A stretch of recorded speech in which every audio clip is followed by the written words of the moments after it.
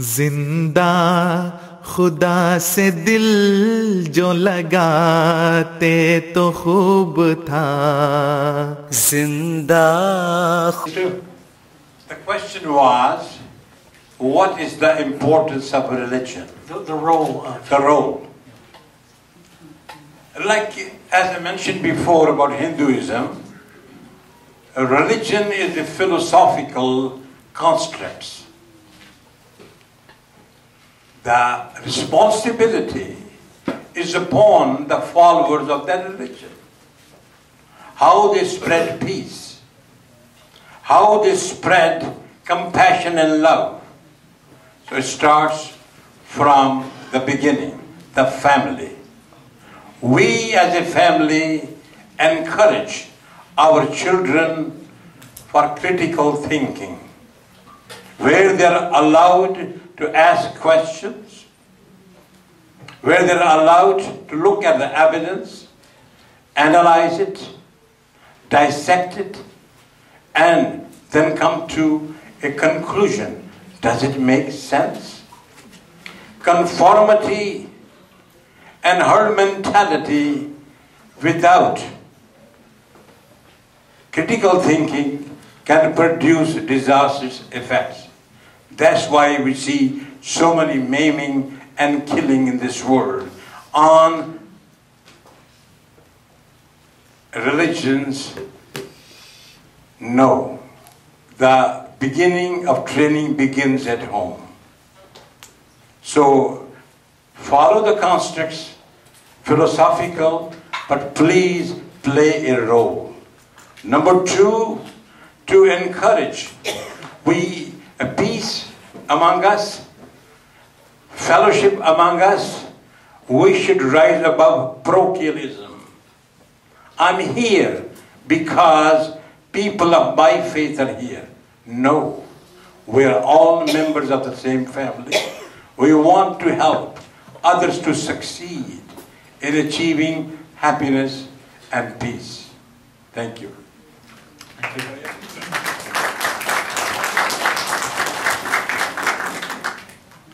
I think before religion, our ancestors that were on this land learned from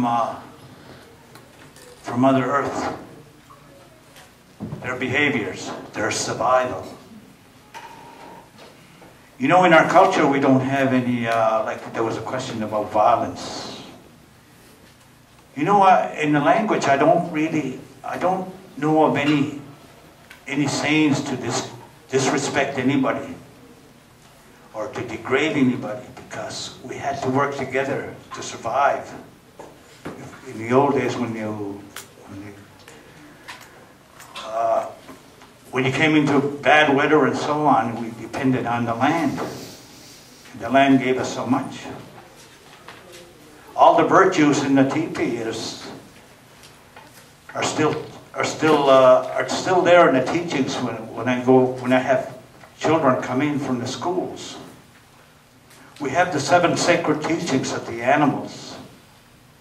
We have the eagle that represents the teachings of love, because it flies the highest in the heavens.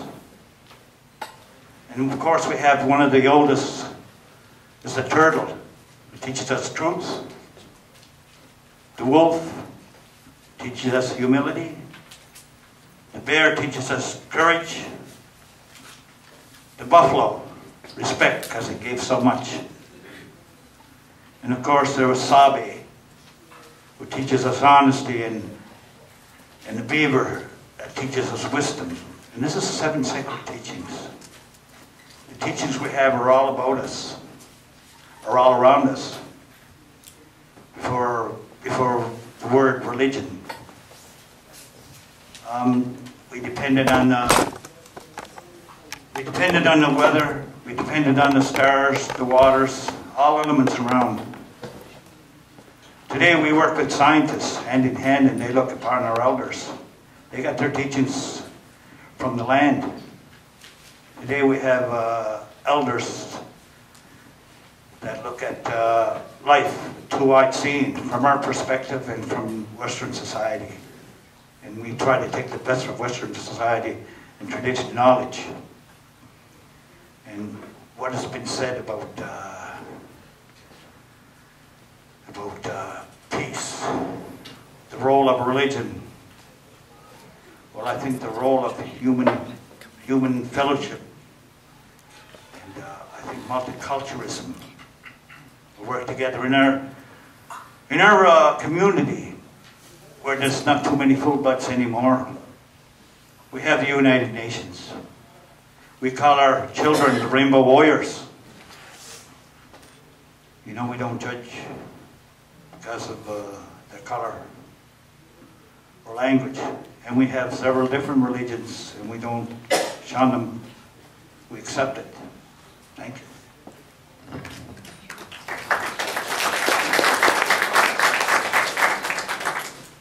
All religion to be viable anymore has to incorporate within it an element of philosophy, the best philosophy of the time. This was done in the Middle Ages, where we had a very fruitful, very influenced upon one another. Sometimes the Muslims were first in translating some of the Greek texts during the ages. Al-Farabi and people Maimonides read in Arabic, and then there were Christians who came along also. Very fruitful time for that. We got away from one another, got into different areas. We're come to a time now where we're going to come back to this again. And we've got new philosophical dimensions to things. We have new ideas about the world from this. We can't go back to the ones that served the Middle Ages. The questions are different nowadays. We can't stick our heads in the sand and neglect contemporary issues and challenges and questions and just sit on our religious laurels and abide by them. There always is a prophetic element in religion. Religion is always subject to hypocrisy, it's subject to abuse, it's subject to inertia. And so we always have to have that critical prophetic element in religion. Martin Buber, the Jewish philosopher, said, if there is a devil, it's not somebody who is anti-God or evil or opposed to God.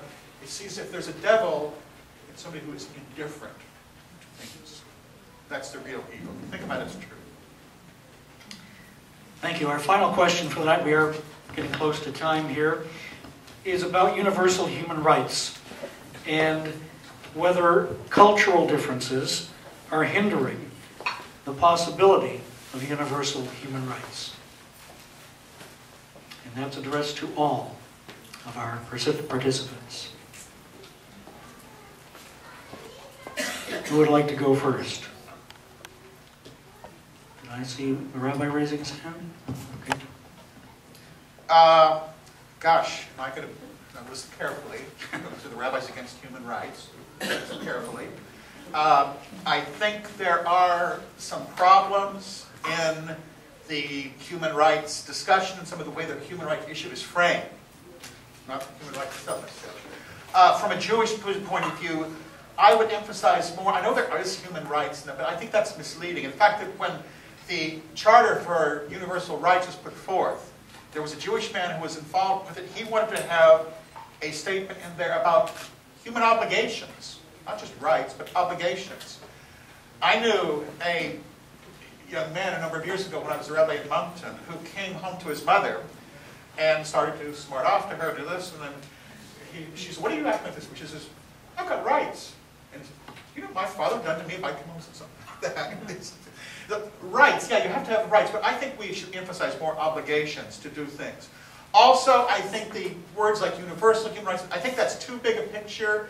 I think it's too grand a design. I don't think people are able to work in that sort of way. I can't possibly know about this civil war that's about to start with Tajikistan. I can read some things about it, but I can't possibly influence that.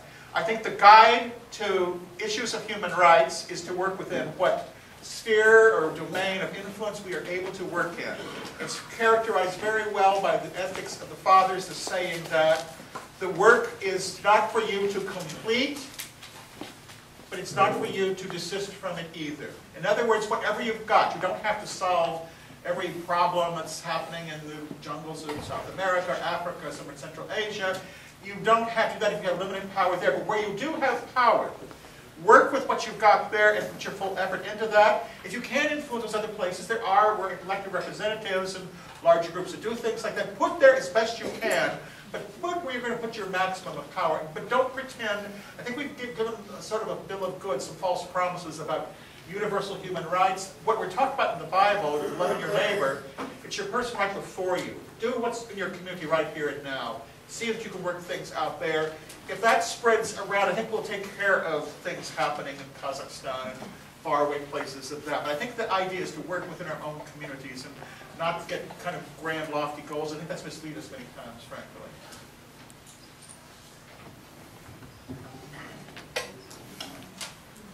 What was the question again? Human The rights. question was universal human rights. Is there a possibility that cultural differences are hindering them? I didn't know. Very difficult question. Very difficult question.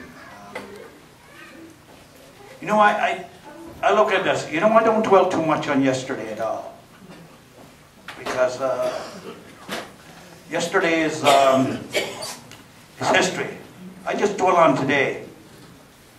And dwell on it positively. Because even with that sentence, we grew a millisecond older. The world has turned. We can't undo what already happened. I just live for today. But I always look at and see, I hope that someday there will be world peace. I think that's everybody's wish in this room. And that's my vision. And I provide an example to my children today of hope. You know, I was at Tetmagushtir just a few days, and I met some kids from Indonesia. And we had a great time together. We did sweat lodges and teachings. We shared teachings. And these kids shared their songs and their culture and their happiness. Just for that day. I don't know where they come from or what background they have, but just for that one day we all forgot about what's happening in the other parts of the world and dwell on today. Because we have no stake in tomorrow. Tomorrow never comes. Thank you. Thank you, Lawrence. जिंदा खुदा से दिल जो लगाते तो खूब था जिंदा